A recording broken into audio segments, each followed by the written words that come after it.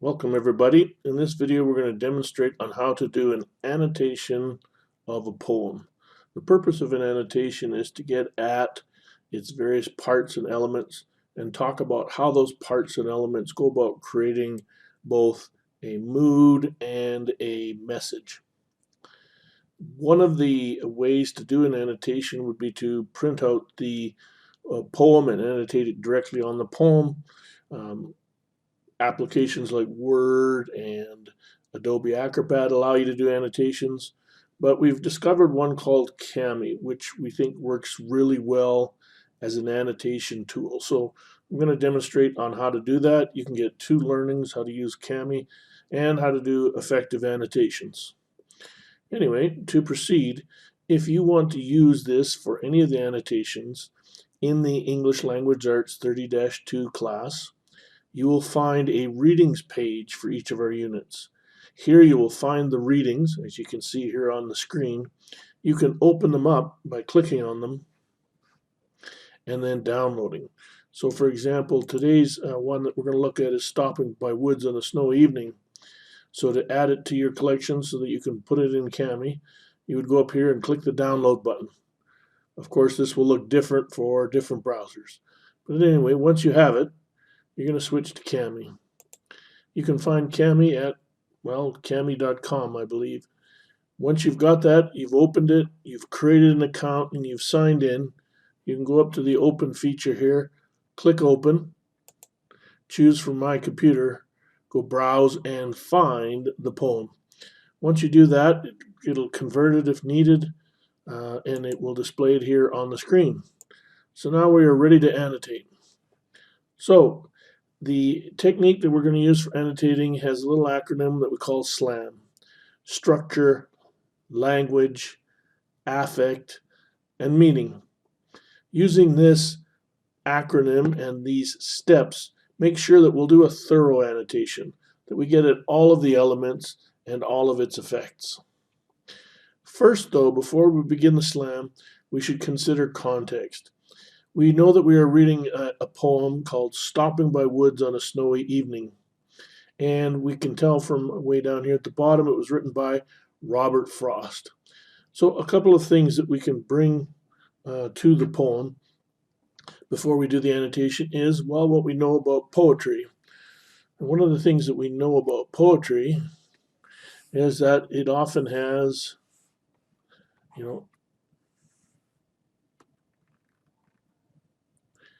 one of the things that we know about poetry is that it often it's a short form.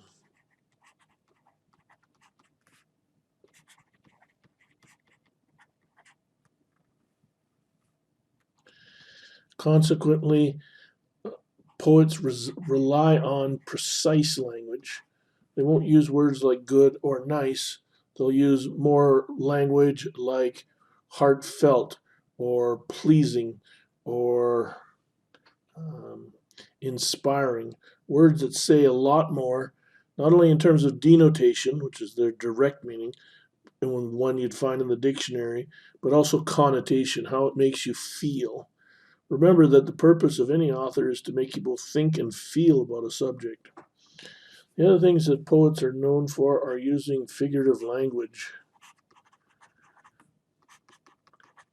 And that's a fancy term for saying language that does more than just what it directly means. So for example, metaphors, similes, personifications, they are all types of comparisons that reveal much more about a particular subject or idea. They also make you feel something more about that. In the word of feeling as well, poets use a lot of sensory language, sometimes referred to as imagery.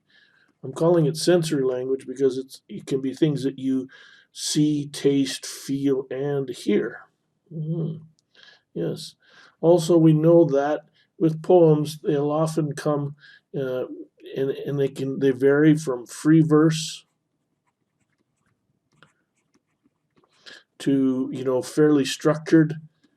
Some will have couplets that rhyme. Some will have stanzas that match and move, and they use these to group ideas and show their relationships. Okay, that was poetry in under 30 seconds. I'm just going to erase that from my annotation there. It's available in the video here for you to rewind and look at. Oh. The second thing we want to bring to the table for our annotation is, something about the author, any context we can bring. It just helps us lend the understanding before we, go on and read and annotate the poem. Of caution, we don't want the context to drive the meaning, but maybe we can fill out some of the edges. So one of the things that we know about Robert Frost is that he was an American poet. I better capitalize American. Yes, and he often wrote about the rural areas,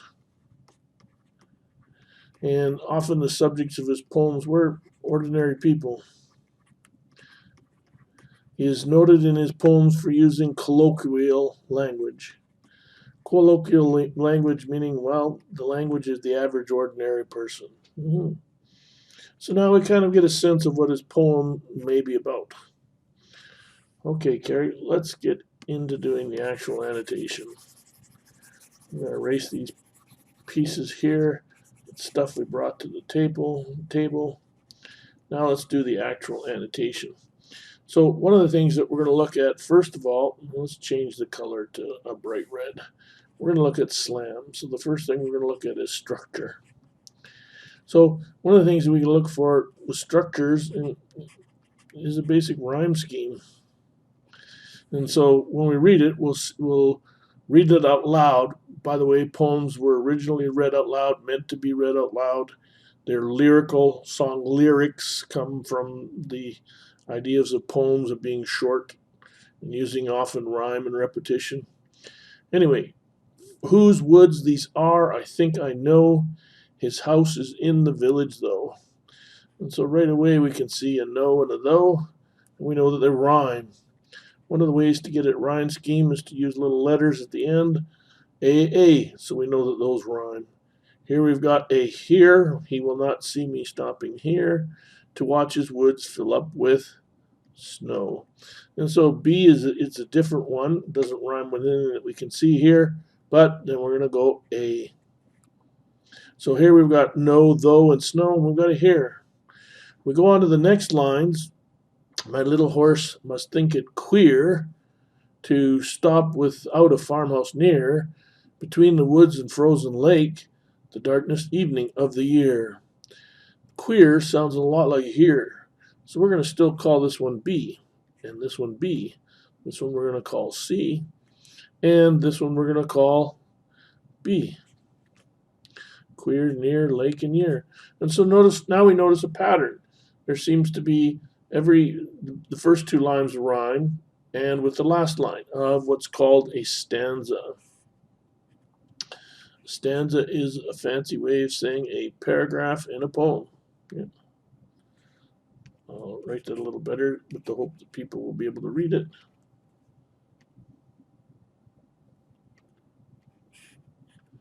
This is a stanza. Yeah. A paragraph, just like a paragraph in regular writing, usually centers around one idea or object or image and then moves on. The other thing we can see about the rhyme scheme is that the third line often begins the first line of the next stanza. It's an interesting scheme. If we start thinking about schemes, things that rhyme, that are nice, make us feel pleasant. Fancy word for that is euphony.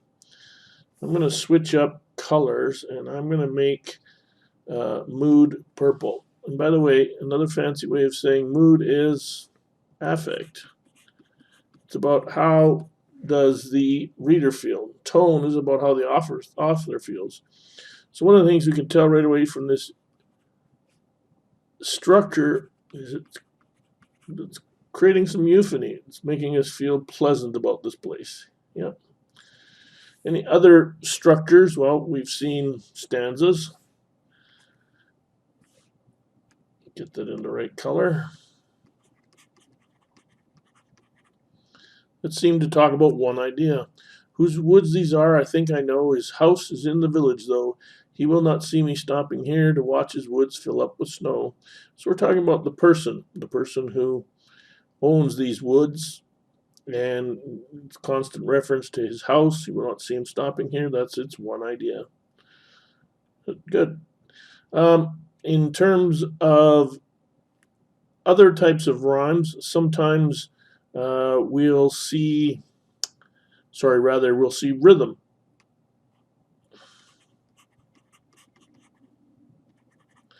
And in this course, we won't go too much into rhythm, but rhythm is really just an arrangement of syllables, often stressed and unstressed. Stressed is often sort of the hardest and the longest sound, syllables being parts of words. Unstressed tends to be lighter and shorter. You can have combinations of unstressed, stressed, stressed, unstressed, and they all have fancy names. They can also have a length, so that's often called the meter. A fancy one, often used in sonnets, is called iambic pentameter. Penta meaning 5, symbols, meter, and iambic is the flow of, unstressed and stressed. When we listen to it, we'll notice that the lines are of similar syllable length. Whose woods these are, I think I know. His house is in the village, though. He will not see me stopping here to watch his woods fill up with snow. Once again, nice, pleasing melody, unstressed, stressed, unstressed, stressed, similar length, creates euphony. Yeah. Nice, so that's everything we're going to say about structure. Let's go on and let's make language green. So structure is an element, language is another one. And one of the things that the poem uses a lot here is sensory language. So sensory language is anything previously mentioned: hear, see, taste, smell. Let's take a look here in that first line, first stanza. Whose woods these are, I think I know. His house is in the village, though. He will not see me stopping here to watch his woods fill up with snow. Woods filling up with snow. You can almost visualize it because he's using a word like filling up. You can see it completing. We can go on and read the next, the third stanza. He gave his harness bells a shake. He's referring to the horse, to ask if there is some mistake. The only other sounds the sweep of easy wind and downy flake. When reading these poems, closing your eyes and imagining the scene before you is a great way to get at the sensory language. Here we can hear the harness bells. We can hear this other sound that's called the sweep, and it's a sweep of wind, and it's an easy wind, and there's a downy flake. It's almost like the flake has a texture or substance. It too contributes to this feeling of euphony and peacefulness and that kind of a mood. The other thing that we see in the poem is lots of figurative language. By the way, I'm going to underline easy wind and downy flake. The only other sound, harness bells, filling up with snow. See how the annotations, I'm making the comments over here and I'm scribbling all over the poem. That's really good because when you write about a poem to share your understanding, you want to give the ideas and then you want to give evidence. This is your main idea. This is your idea. These are your details, or in fact, what we'll be calling later your supporting details, your evidence. One of the other things that he does with language here in the poem that we can see is alliteration. And that's the repetition of certain sounds. For example, in this poem here, we see the woods are lovely, dark and deep. Yeah, dark and deep. They both begin with D. Dark, deep consonants. That repetition of sounds also creates euphony, a mood to feel. One of the other things that he does, and maybe we could call it more structure than rhythm. By the way, when you're annotating, uh, feel free to jump between the two. Is he uses repetition. Repetition can be used to create mood. It can also emphasize things. Mhm. And so we hear, but I have promises to keep and miles to go before I sleep. And miles to go before I sleep. That repetition creates an effect of euphony. Mhm. Joining on into M for meaning, it also emphasizes this miles to go before I sleep. It has something to do with the theme. And in fact, in reading the whole thing, there's something to do with taking this time to stop and appreciate. Whatever we say the theme is, it will have to be something connected to that. And by the way, repetition is a subtle hint that that's what we should pay very close to when considering meaning. Mhm. When we think about affect, we think about mood. We can see the mood being created here. We also think about tone. And I think when we consider that the narrator is closely linked to the writer, it's in first person, and he's there experiencing it, we can feel that the author has sort of a he likes or appreciates this setting, this rural, even though it's outside of it, even though his horse doesn't seem to appreciate it, right? Yeah. That's, by the way, another example of figurative language, which I misspelled. Yeah. The horse, giving it a set of qualities, is like a personification. It's as if the horse knows that there might be some mistake. Mm-hmm. Anyway, one of the things is that when you've got this all set up and done, you've got all kinds of other tools that you can do. You can even highlight, you can go all crazy over these annotations, but it's a great place and a great set of way to work through a poem. When you're done, you can export it and save it and keep it so that when you write about it or share it or talk about it or think about it again, you've got a fully annotated poem. I hope this helps you. Take care.